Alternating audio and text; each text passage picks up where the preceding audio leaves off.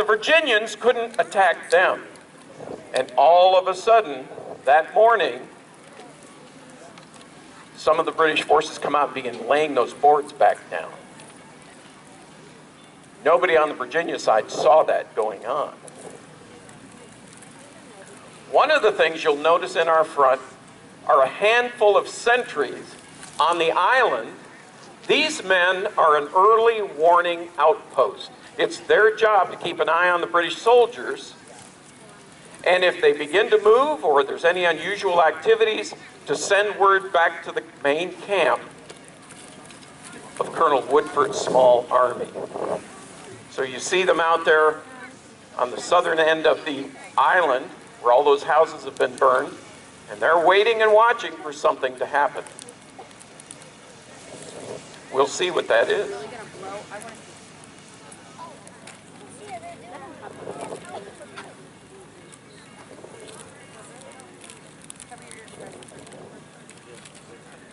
This is going to be the loudest one. The guns won't be. Now.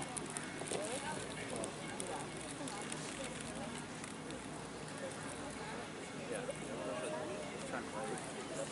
There you go.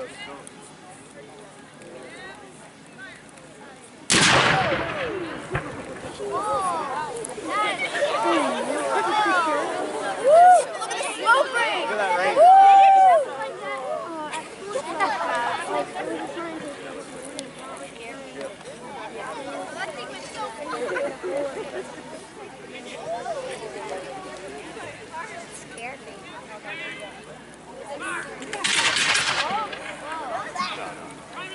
The sentries have begun to fire back at the British forces that are emerging from Fort Murray.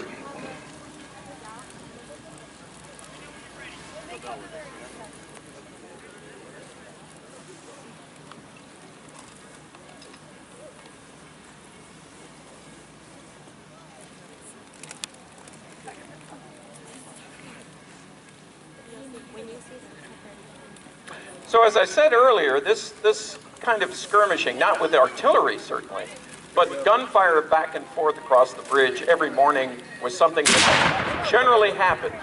So this was nothing unusual. And you see in the Virginia camp, there is no unusual activity. Actually, on that morning, what had occurred in the Virginia camp was reveille had been beaten, which means the drums were beaten, the soldiers were mustered. This was a normal everyday activity. They pulled on their clothing, they pulled on their accoutrements, they stood in formation with their muskets, ready for the day's orders. That was the time that the British forces chose to attack. I can't think of a worse time for the British to begin an assault than just after this small Virginia army had gotten up, gotten dressed, grabbed their weapons, and were standing in formation. But nevertheless, that's what happened. That's what happened. There was a broader plan. Some of the British force was supposed to go around behind Colonel Woodford's army and attack from the rear at the same time that the forces that you see in your front struck them in the front. But those troops never got to where they were supposed to go in time. So the British commanding officer said, I have my orders, I'm going to obey them. He picked a very bad time to do that, of course. But nevertheless, that's what happened. Historians still argue about why he did that. And as often is the case in history, we don't know. History doesn't tell us. The documentation, the reports, the orders, they don't tell us why.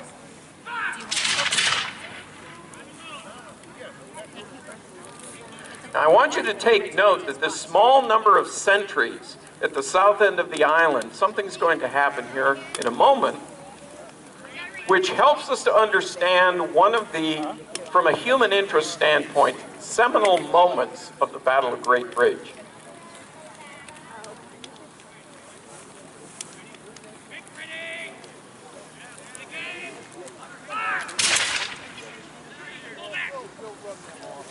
You see the men with the green feathers and the red coats? Those are British light infantrymen. There was a company of British light infantry here. They are advancing. You see the the sentries retreating, the outpost retreating, all save one. There's one man who remains. We know who he was. His name was Billy Flora. And he was a free black man. He was one of the members of Woodford's small army. He was armed, and he continued to pot shot at the British as they came out, started to relay the boards on the bridge, and began to cross the bridge to attack the Virginia rebels, as they would have said.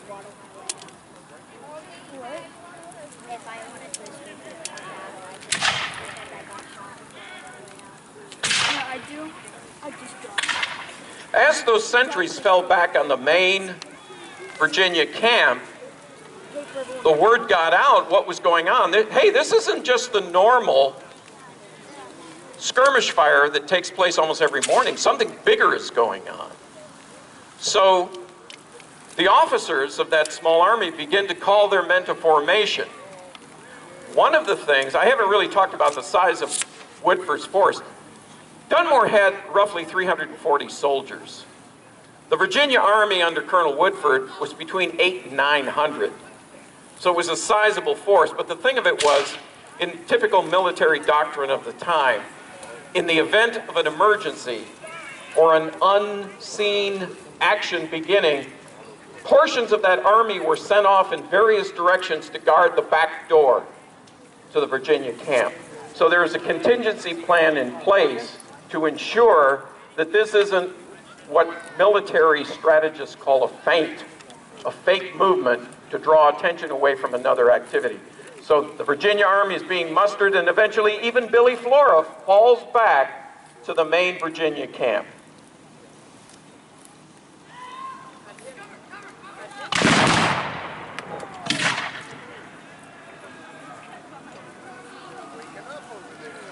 The soldiers in the red coats with the green feathers are, as I said a moment ago, they are light infantrymen. They are some of the elite troops of the British Army at that time. Every regiment of British infantry is about 1,000 men, 8 to 10 companies. 2 of those companies have special missions. The light infantry company are used as skirmishers, and the green feathers signify them as such. They are more lightly armed. They are usually the smallest, quickest, some of the smartest men in a British regiment because their mission calls for them to act as skirmishers, to move quickly and effectively. The other elite company in a British regiment you haven't seen yet, but you will. They are the grenadiers. The grenadiers, you'll be able to identify them because they have those tall, black, bear fur caps that they wear. The grenadiers are the tallest, the strongest, the smartest, the best soldiers in a British infantry regiment. And because they are the most elite company. They lead the way. They are the King's shock troops. And you're going to see the grenadiers in a little bit.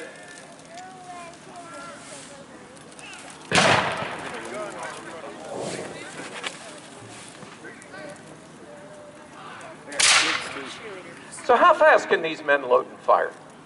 When British troops stand in formation, they are not considered well-trained and disciplined unless or until they can get off 3 to 4 shots a minute with their brown bess muskets. There are approximately a dozen movements in loading and firing a smoothbore military musket in the 18th century. You have to know your business, and you have to be well-trained and able to fire and load that musket quickly. The British employed artillery here at Great Bridge.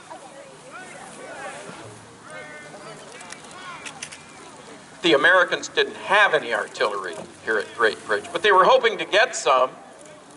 There was a force on its way from North Carolina under North Carolina leadership that was bringing artillery, more men, but Colonel Woodford was worried.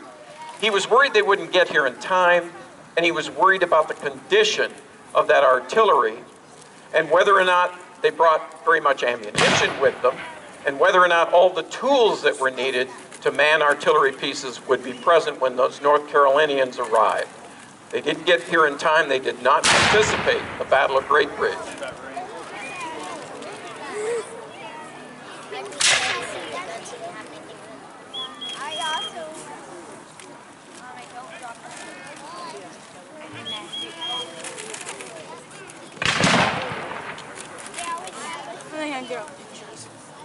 Colonel Woodford's troops had built entrenchments on the south side of the causeway. And you can see some vestigial examples, that's what we'll call them, over here. Basically 2 sets of earthworks. One set, the largest set, are on the extreme left of the line. But there was another set of entrenchments that was a little bit further off to the Virginia left. And these are the men who have been shooting at the redcoats thus far.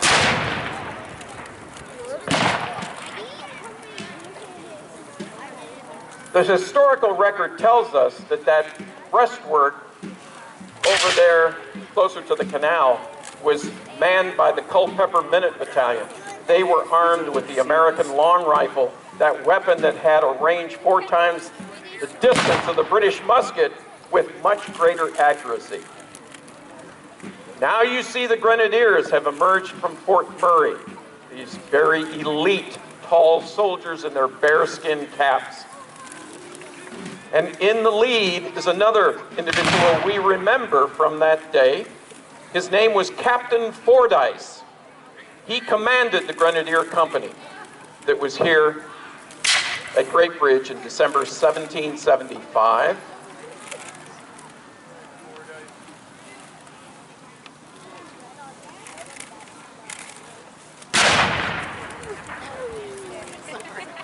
You see Captain Fordyce and his grenadiers advancing toward the causeway. That's the only way they can cross the swamp to get at Woodford's Virginian.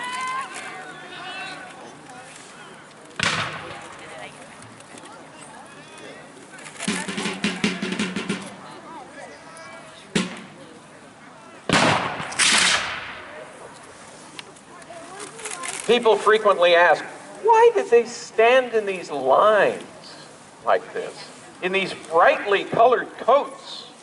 Why did they do that? Well, we're looking back after almost 250 years. The answer is the only way that these companies of infantry armed with these type of weapons are effective is if the commanding officers can keep their men loading and firing as quickly as possible.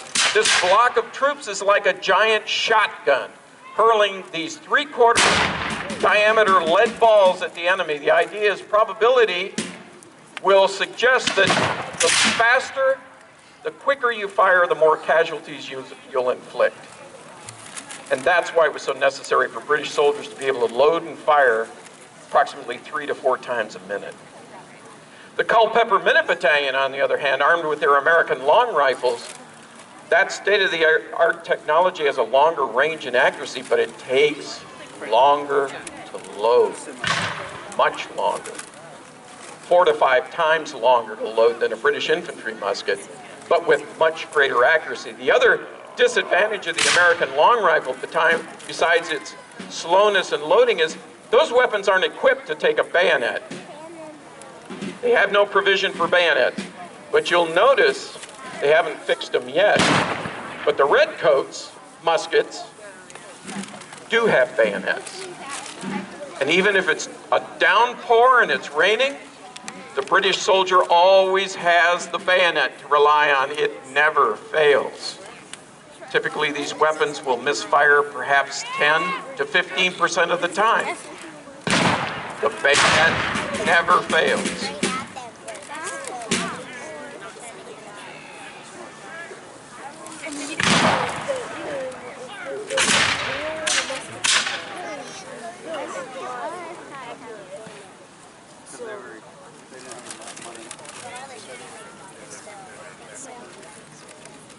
Or at least injured.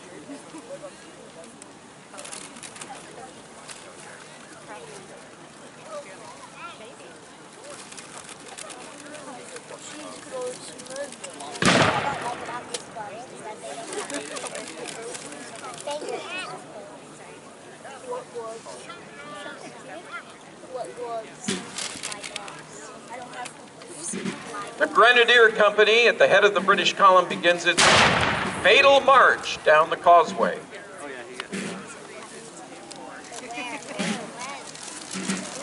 They make a glorious target because they're on a causeway. Their front can only be so wide and they can't effectively use their firepower. Makes them a wonderful target.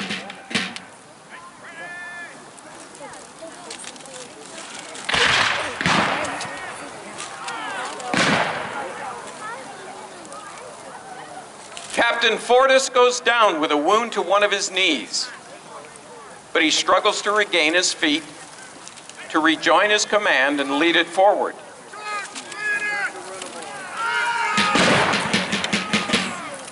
And the Grenadiers at the head of the column advance.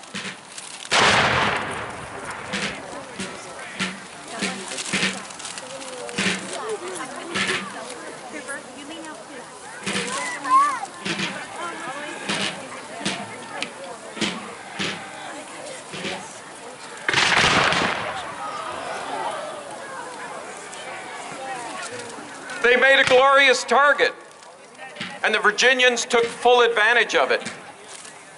Captain Fordyce has gone down. His body was recovered after the battle, and he had upwards of 10 bullet holes. Or you can stand up and try to keep it on. Oh, sorry. Sorry.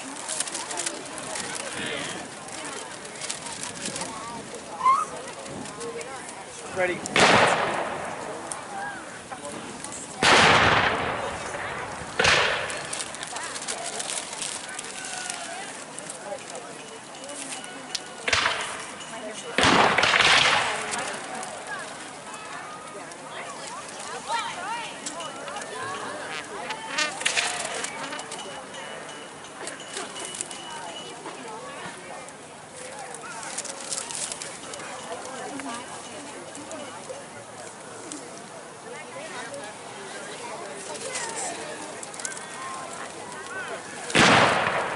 When Captain Fordyce goes down and many of his grenadiers, it takes the fight out of the British column. So they begin their withdrawal back down the causeway, across the bridge, back to Fort Murray.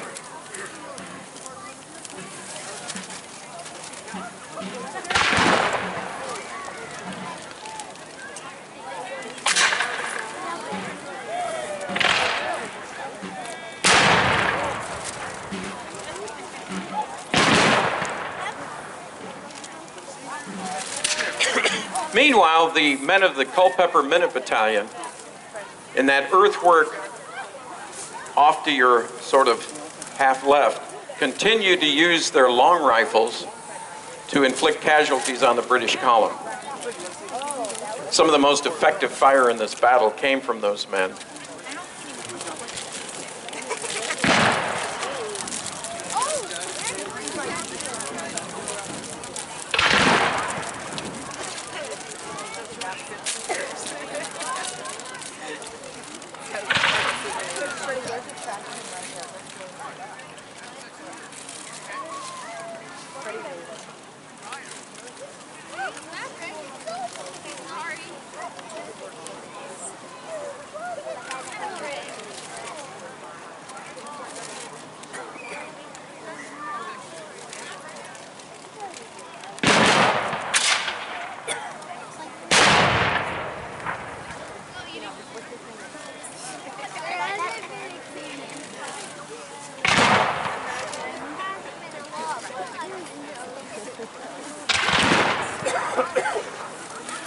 I told you before that Woodford's force consisted of roughly 800, 900 Virginians and North Carolinians. I've also told you that when the action began in earnest and it was clear the British were making a major movement, that portions of Woodford's force were sent to pre-designated places to guard the back door.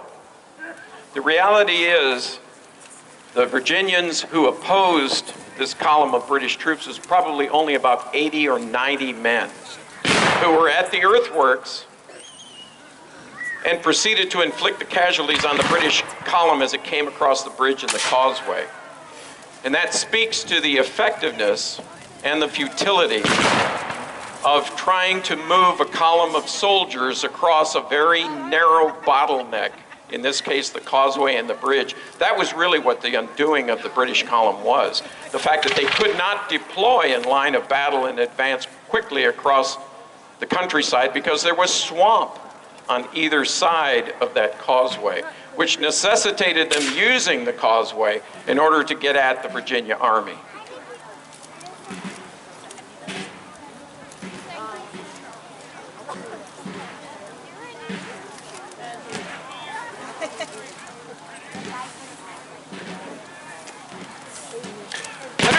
I don't know if I mentioned it or not, but Lord Dunmore wasn't even here at the time the battle was fought. He was probably in Norfolk on his warship headquarters in the port.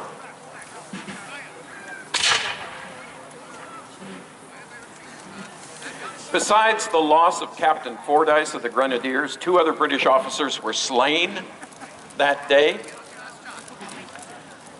In terms of casualties in this fight at Great Bridge, 9th of December, 1775, we don't know for certain how many British soldiers were killed and wounded. The estimates run between 60 and 100 casualties were inflicted on the British column.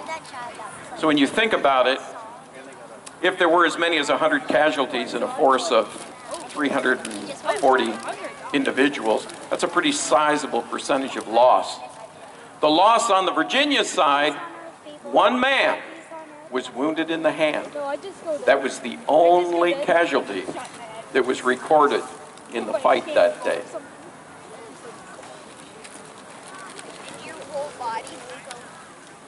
Many of the killed and wounded British soldiers fell into the hands of Woodford's Virginians. And they came out and they picked up both dead and wounded British soldiers. The British soldiers had been warned, I'm not clear, don't understand or know necessarily by whom, that the Virginians, some of whom were from the western part of the colony and had fought Indians in the past, would kill and scalp them. So the historical record suggests that some of these British soldiers begged for mercy because they thought they were going to be executed. That did not occur. And they received the best medical care that the Virginia Army here at Great Bridge could provide. For his part, Captain Fordyce, who lay dead on the field, was carried back by the Virginians and was given a military funeral with full military honors. We know from the reports and what people wrote about the action that Captain Fordyce could not be criticized by his opponents, by his enemies, because he had discharged his duty as expected of a British officer. And he was given, as I say, a funeral with full military honors. You see a white flag in your front, that doesn't mean surrender. We know from the historical account that a truce was arranged between the 2 forces. It was the effort of the British forces here to try and arrange that truce so that their fallen soldiers, killed and wounded, could be retrieved from the battlefield, and that certainly did take place.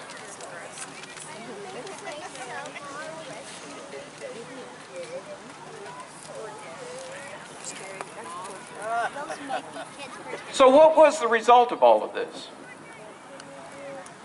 What were the consequences of the Battle of Great Bridge? On the rebel or the Virginia side, this was a tremendous victory. A tremendous victory occurred.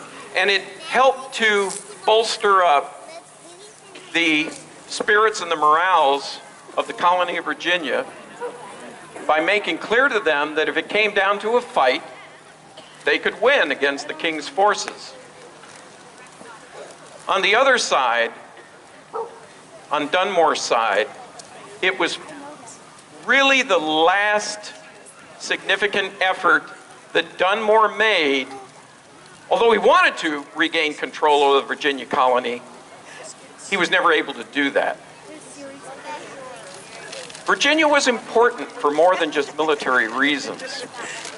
And one of the parts of this story that's in the background are letters that were written by the commanding general of the Continental Army, a man whose name everybody knows, George Washington, who was extremely concerned about Woodford and what he could do down here in Virginia to stir up trouble. Washington recognized, so did anybody who understood the produce of the British American colonies, that Virginia was a breadbasket. The foodstuffs that came out of the colony of Virginia could feed Washington's army, and what Washington was principally concerned about was that if Woodford was able to gain access to the interior of the colony and access those kinds of resources, he could feed British troops and continued efforts to subjugate the colony of Virginia. Great Bridge perhaps changed that, and it didn't occur. But it shows you that even as far away as Boston, where General Washington with the Continental Army was besieging the larger British army there, Dunmore and the Virginia colony was very much on General Washington's mind. We're going to take an opportunity now for the participants to form up in front of you so you can take a closer look.